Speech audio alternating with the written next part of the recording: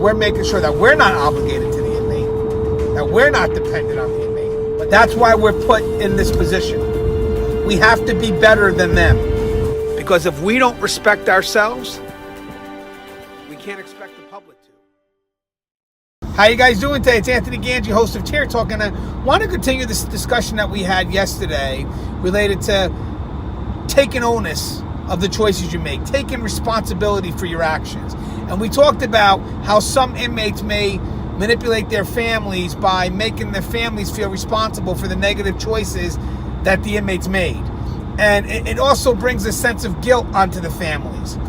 And this conversation happened because of a discussion I had with the father of an inmate who's incarcerated in the state of Florida. We kind of met at a mutual event. And I got an email yesterday, and the email said, "Hey, Gange, can inmates employ that same level of guilt on us? You know, maybe that level of guilt to be used as a manipulative tactic." And I'm going to say, yes, they can. And when we come back from our sponsors, we're going to explore this a little bit. So, guys, if you haven't, the show is Tear Talk. It's dedicated to brave men and women that work behind that wall, that front line of correction. So please, if you haven't, subscribe, interact, engage, hit that bell. That bell's going to notify you every time I post up a video. I stand by for our sponsors. I wanted to attend a university that had an intelligence program. I wanted to look at problems different. I wanted to increase my critical thinking abilities. AMU offered those avenues to expand.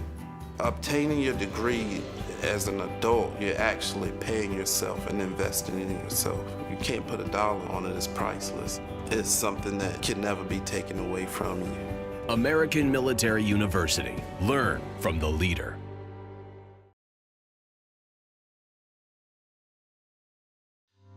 Being a corrections officer takes its toll on even the strongest individuals. The constant need to perform at the highest level, putting your life at risk in a hostile environment, and the mental scarring of traumatic experiences. 31% of corrections officers show symptoms of PTSD, and 66% of people with PTSD also suffer with a substance abuse problem.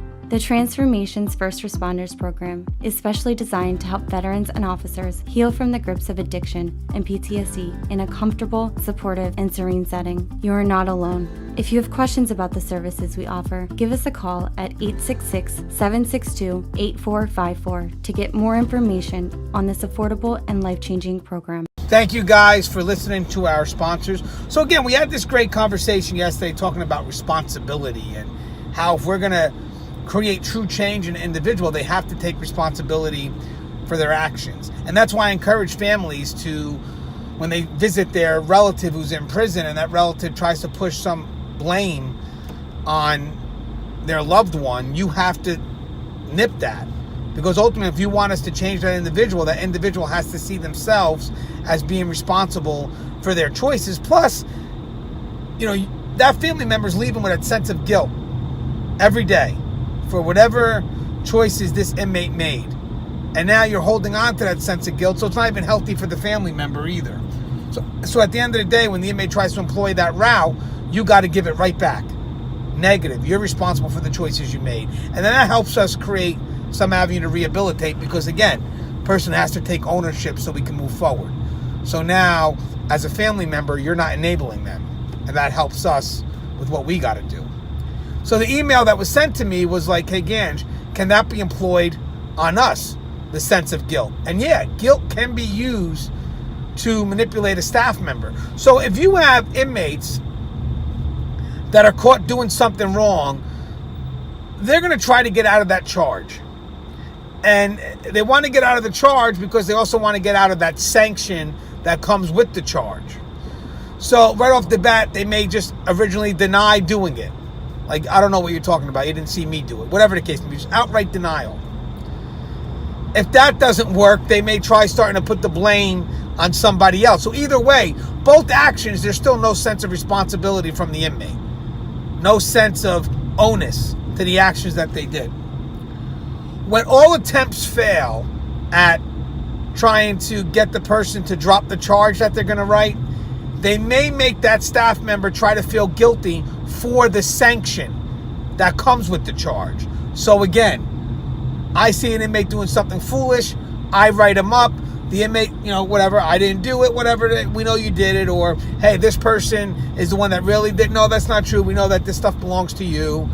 Okay, fine. Now the inmate comes up and says, hey, Gange, if you write me up, I'm going to lose my visits with my children. And my children look forward to my visits. So if you write me up, you're taking away my chance to see my children. You're taking away my chance for my children to see me. That inmate now has pushed everything on you, the staff member. The reason why they can't see their kids, the reason why they can't have visits this weekend is because you wrote them up. Because you were doing your job, they did something wrong, and you wrote them up. So they're trying to guilt trip you into not writing them up by using our sensitive manner. Sometimes, hey, Gans, I know you're a father, because they find out things. What would happen if you couldn't see your kids? They try to play this game. And all they're trying to do is to make sure that you don't follow through with that sanction and ultimately dropping the charge. But at the end of the day, we got to do the right thing and teach that inmate responsibility for their actions. And we have to remind them, hey, the reason why I'm writing this charge is because of your actions. I am reacting to what you did. I didn't just come in today and decide, hey, let's take away visits from you. No, you committed to some rule violation. I'm doing my job. I'm writing it up. And unfortunately, this is part of the sanction. But I will not allow you to blame me for making you lose visits or contact with your family, with your kids.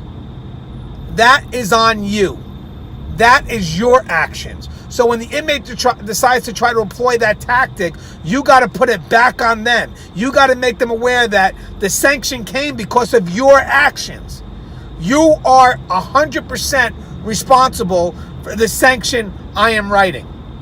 So don't come to me saying that I'm responsible for you losing visits with your family, for you losing visits with your children. You committed to an action. You violated. You are the one that's responsible for this outcome, not me. As always, guys, the show is Tier Talk. Please, if you haven't subscribed, interact, engage, get involved with our community. It's a very good community. We're growing. Almost at 3,000. That's pretty impressive. I think so. Subscribers are going one by one, so I get to know everybody who subscribes.